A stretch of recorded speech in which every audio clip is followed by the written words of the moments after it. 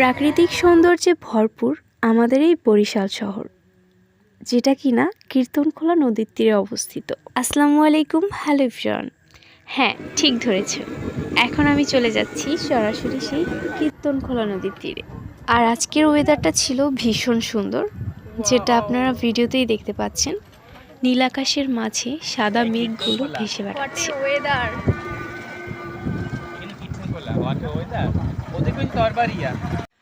এর আগে আমরা আরও 2টা স্পট ভিজিট করে আসছি। দেন আমরা একটা ভ্যান নিয়ে 0 পয়েন্ট থেকে সোজা কীর্তনখোলা নদীর তীরে চলে আসছি।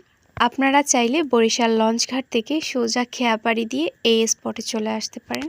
এই হচ্ছে সেই কীর্তনখোলা নদী, যার নাম আমরা বইয়ে ছোটবেলা থেকে পড়ে আসছি। বাংলাদেশ নদীমাতৃক দেশ, আর এই নদীমাতৃক দেশের সবচেয়ে বেশি সৌন্দর্যমণ্ডিত স্থান হচ্ছে দক্ষিণবঙ্গ।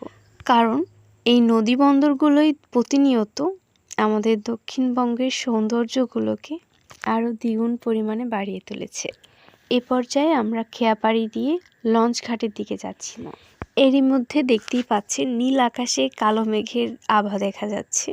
খেয়াপাড়ি দিয়ে আমরা অন্য আর একটা স্পটে চলে যাচ্ছিলাম। এরপর কোথায় কোথায় গেলাম আর কি কি করলাম সবটাই থাকবে নেক্সট ভিডিওতে। নেক্সট ভিডিওটা অনেক বড় হবে ইনশাল্লাহ। সো আজকের ভিডিওটা এই পর্যন্তই। সবাই ভালো থাকবেন, সুস্থ থাকবেন। আল্লাহ হাফেজ।